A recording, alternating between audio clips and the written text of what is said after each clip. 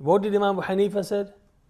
If we changed only one quality of the three qualities we look for in the test, which is color, smell and taste, if we changed only one, that water is still tahoor. You can do ghusl with it.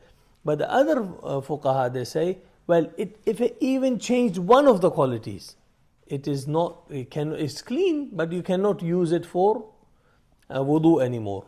For example, if it's changed into something which you don't call water anymore, you call it a tea, or you call it juice, or you call it Pepsi.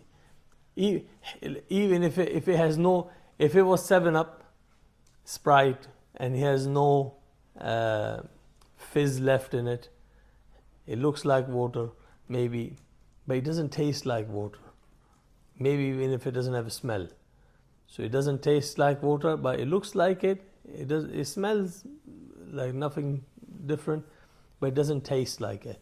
So as for them, and the fact that, that Sprite was an extreme example. It probably has non-water elements more than water and overpowers it anyway.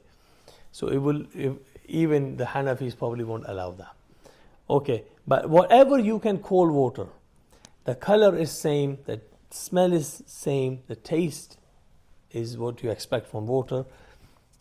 If something mixes into it, for example, rose water, honey, oil, saffron, is it zafran? They call it saffron? Saffron, Yeah. Juices, dates, whatever, which changes anything, one of the qualities, they will consider it clean, but not good for wudu and ghusl. Just something I remembered. The saffron, the Hanafis, they say if saffron is mixed in water, for example, there's a field of saffron and there is a flood, there's loads of water in the field, right? All mixed with saffron. Hanafis would say that's still tahoor, you can use it. The others would say no, you can't, because they say it, because they don't treat saffron same as the element of the earth. It is a flower. So that's another reason. Anyway, that's something just came up.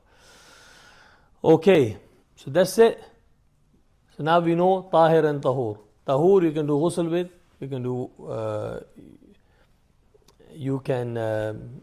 wudu with. Tahir, you can drink it maybe, you can make tea with it, but you can't do wudu and ghusl.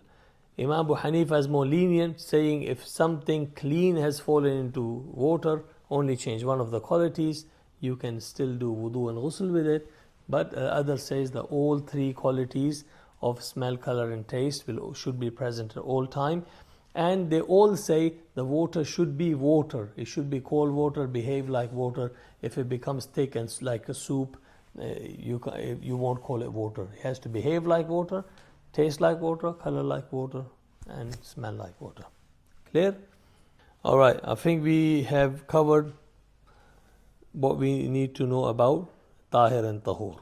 Now quickly, slight changes in water. All madhahib, they say, things which are hard to avoid, alright, and not done by purpose. Things which are hard to avoid, not done by purpose, does not remove the water from its use. It's still considered tahoor. But if someone manually changes, for example, you squeeze a fruit, or you squeeze a stem or leaves and you take water out of it, alright? Or you cut a cactus up and you drain the water out of it. Now that's done deliberately, that's done by your action. That does affect the water. But if you had a bucket of water and you squeeze a branch above you which has some liquid, so that change was not natural.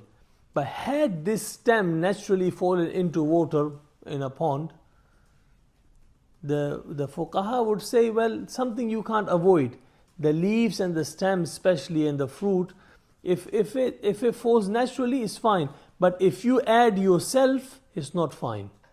You can drink it, but you can't use it for wudu and ghusl. So they have that rule. They say something which is hard to avoid will not affect the use of water. You can still use it for wudu. All right, clear.